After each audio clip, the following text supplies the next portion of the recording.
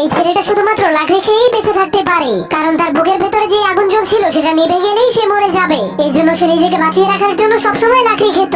এমনকি তার বাবা তার জন্য কোনো খেলনা তৈরি করলে সে ওই খেলনাগুলো দিয়ে খেলাধুলা না করে সেগুলোকেও খেয়ে ফেলতো। এমনকি সে ধীরে ধীরে বড় হওয়ার কারণে তার ক্ষুধাও প্রচুর বেড়ে যাচ্ছিল।